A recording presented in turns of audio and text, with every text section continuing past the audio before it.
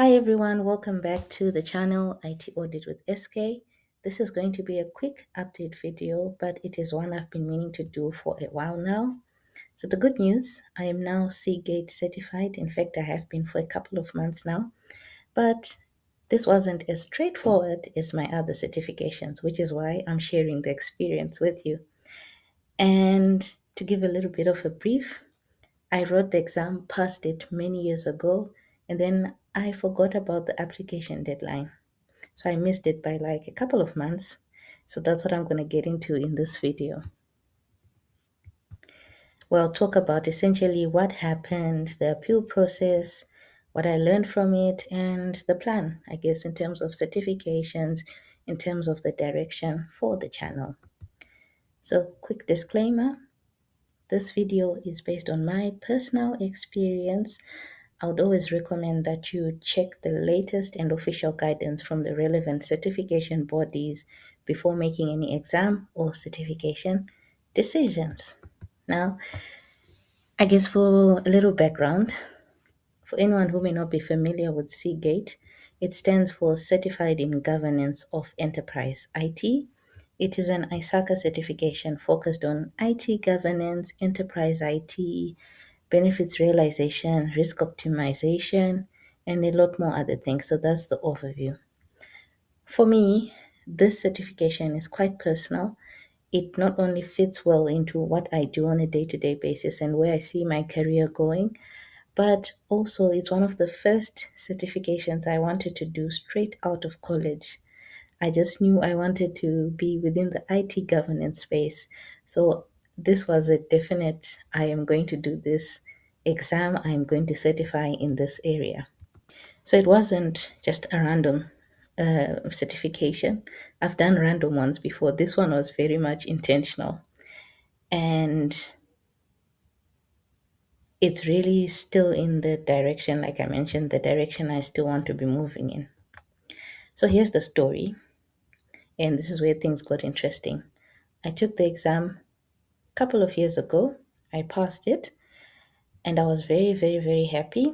But I also knew I couldn't meet the certification criteria. Like I mentioned, fresh out of college, this certification, if you do not know, requires a fair bit amount of experience compared to the likes of CISA and all the other ones. So I definitely knew I wouldn't qualify until a couple of years later. So I delayed the certification process and unfortunately forgot about it altogether. So that's the most important lesson here. Passing the exam and becoming certified are not the same thing. And that's what I'll probably keep emphasizing on as long as I keep doing these certification related videos. For many professional bodies, there's usually some kind of application process after passing the exam. You may need to prove your experience, you may need to submit the application, pay relevant fees, complete whatever steps the certification body requires. So in my case, I just forgot about completing the certification application process. I actually paid for the certification, but forgot about the process altogether and within the required time frame. And I guess at that point, I thought I may have lost the opportunity altogether. So I did a bit of research and I decided to contact ISACA and explain the situation. I went through the appeal process and provided the information they requested. And I also want to be very careful here. I'm not presenting this as official advice or saying that everyone will get the same outcome. Certification bodies have their own rules, and these rules can change. But in my case, I submitted my appeal, explained the background, and waited for the outcome, which took a couple of weeks. And thankfully, the appeal was successful. And after that, I was able to complete the additional required steps, submit the necessary information, and I am now officially CGEIT certified. So for me, this was a good reminder that sometimes it's worth asking the question, especially when you have a genuine case. But it was also a reminder not to leave certification admin or CPE admin until the last minute. So lessons learned. There are a couple, but I guess the first one for me is to take a leaf out of my own book, thinking about a video I did on certification considerations a few months ago. I think I discussed this point as a whole.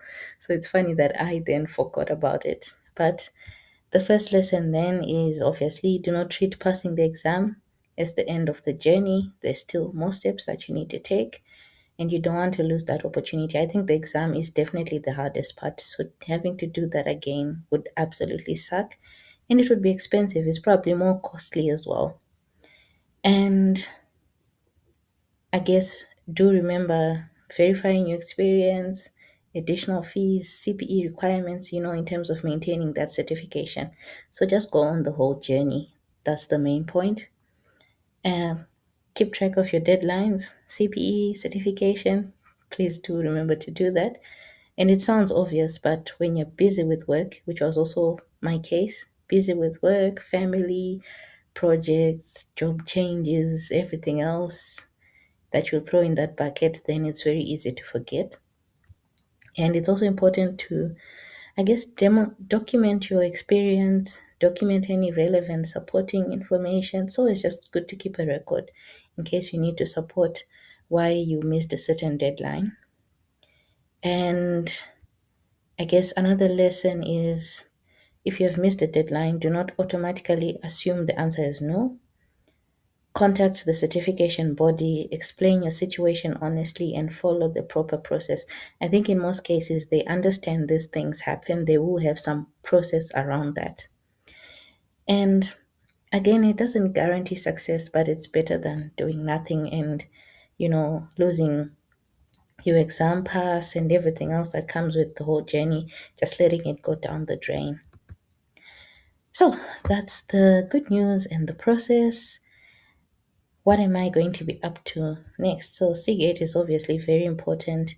If I have any updates if within that area, maybe career changes, who knows, maybe some, I don't know, anything to do with CGEIT, I'll definitely share that exciting news.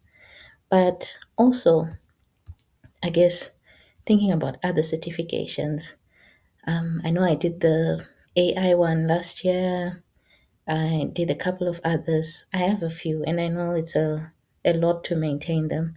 So I'm going to be maybe taking a whole different direction. I'm going to leave ISACA for now, maybe going to Microsoft certifications. So I'm just thinking about it. I'll keep you updated and I'll be sharing that progress on the channel. And I guess in terms of the direction of the channel itself, I do not want the channel to be very theoretical. So obviously AI hot topic. I'll be doing more videos on AI. Any updates and certifications, like I mentioned, I'll share those. Career development is very, very much an important topic for me. I'll be sharing any tips and tricks around that and definitely practical demos. I've seen from the few videos I've done, generally people seem to like practicals, so I'll continue to do that. But obviously, anything else that comes in the IT audit space, I would definitely consider it. So if I'm learning something, I'm testing something, I'm building something, or preparing something, I will share the journey with you all. That's it for the quick update. I've shared some lessons, so hopefully, none of you are also in the same predicament, and hopefully, you continue on this journey with me. See you in the next video, and thanks for watching.